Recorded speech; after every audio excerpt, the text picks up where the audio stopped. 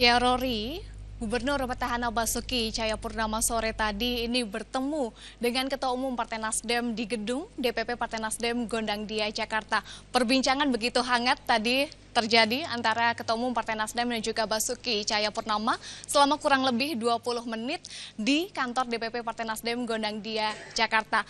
Dan kita langsung akan bertanya kembali bersama dengan Basuki Cahayapurnama dan juga Ketua Umum Partai Nasdem Surya Paloh. Saya ke Pak Ahok terlebih dahulu. Pak Basuki, apa atau bagaimana tanggapan Bapak melihat hasil hitung cepat sejumlah lembaga survei yang mengunggulkan Anies dan juga Sandiaga Uno? Ya ini artinya orang Jakarta pengen gubernur baru. Saya kira itu aja. Ya kan? Berarti yang kita kerjakan selama ini mungkin orang Jakarta berpikir mau dapat gubernur yang lebih baik lagi daripada sebenarnya kami kerjakan. Saya kira itu aja sih sebetulnya.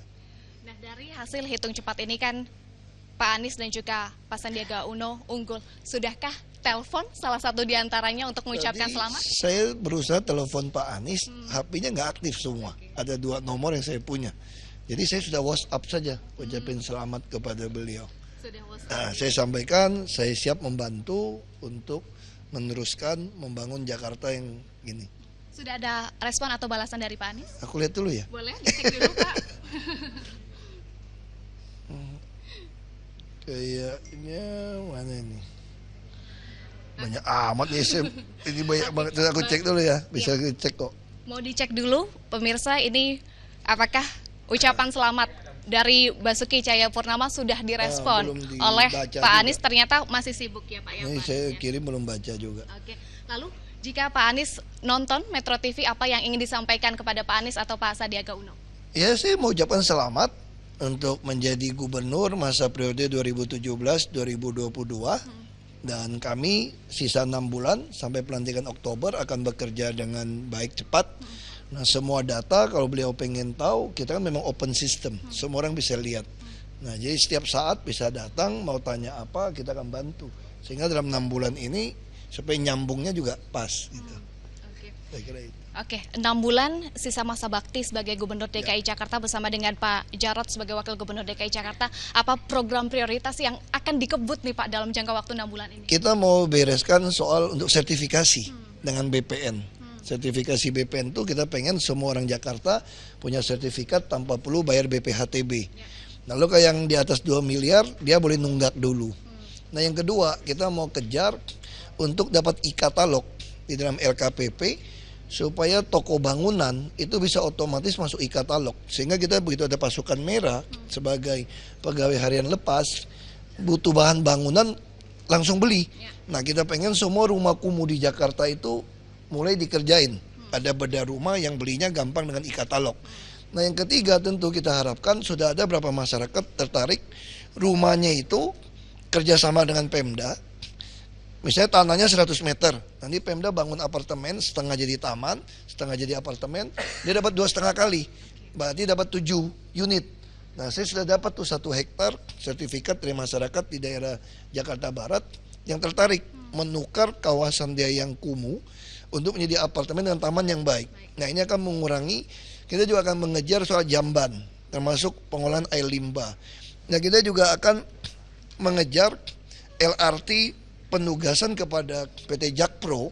Kita akan sertakan lagi dia mungkin 2-3 triliun supaya dia cepat membangun infrastruktur LRT.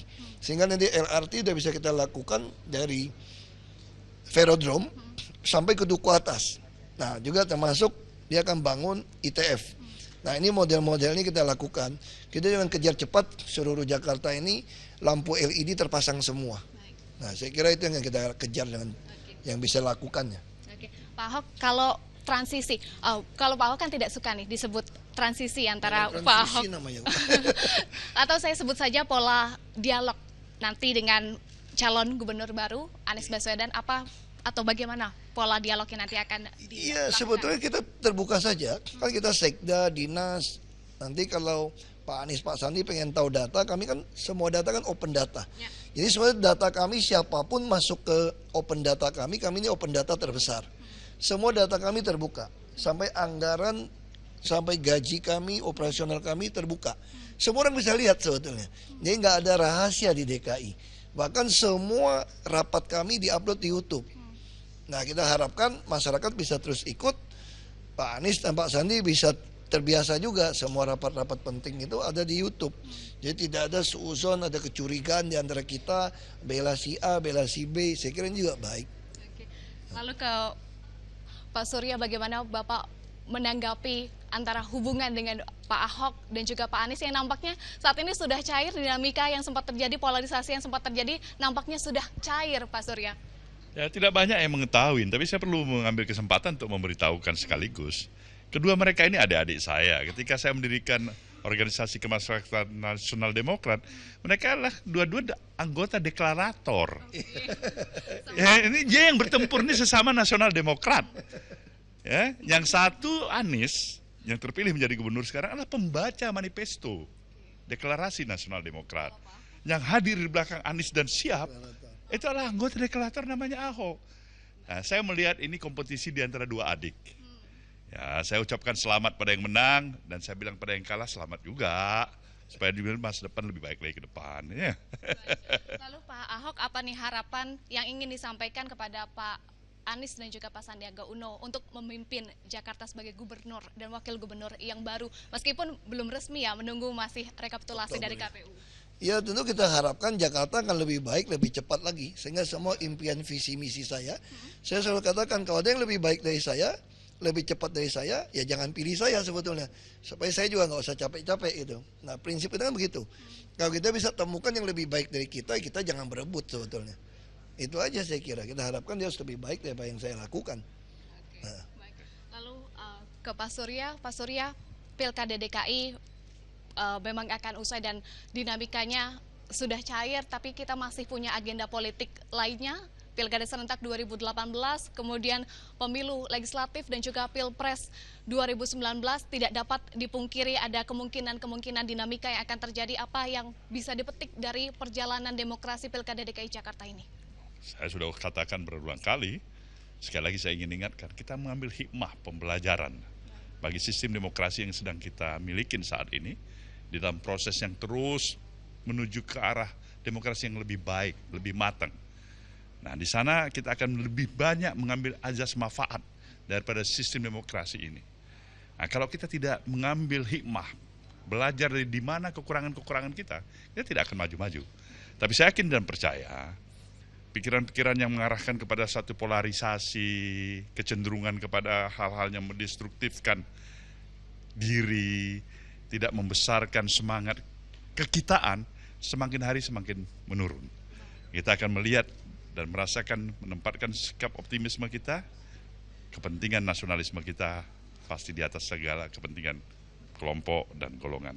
Baik, kepentingan nasionalisme kita di atas kepentingan golongan. Terima kasih Ketua Umum Partai Nasdem Surya Paloh dan juga Gubernur Petahana DKI Jakarta Basuki Cahayapurnama. Dan itulah tadi perbincangan kami dan disampaikan atau ditegaskan kembali oleh Basuki Cahayapurnama bahwa menerima dengan legowo hasil hitung cepat yang dirilis oleh sejumlah lembaga survei, meskipun kita juga harus masih menunggu hasil rekapitulasi resmi yang akan dikeluarkan oleh KPU DKI Jakarta pada Mei mendatang.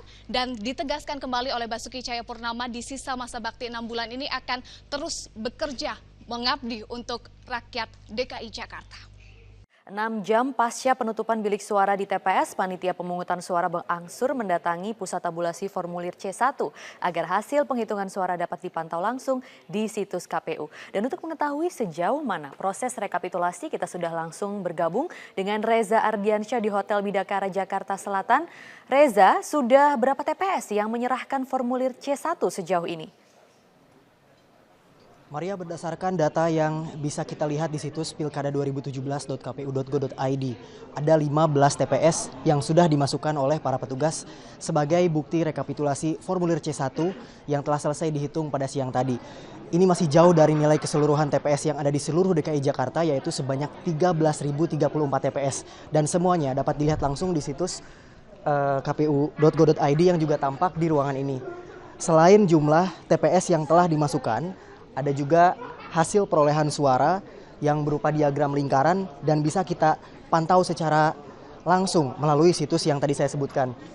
Nantinya formulir-formulir yang diserahkan oleh para panitia pemungutan suara akan melalui sebuah sistem bernama Sistem Informasi Penghitungan Suara atau SITUNG.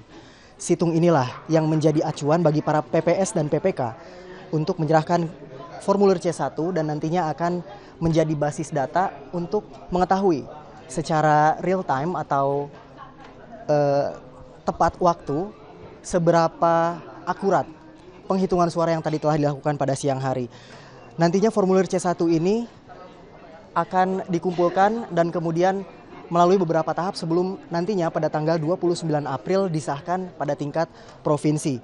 Hingga saat ini, hingga pukul 6:50 malam ini, ada lebih dari 100 formulir C1 yang sudah distorkan dari tiap daerah.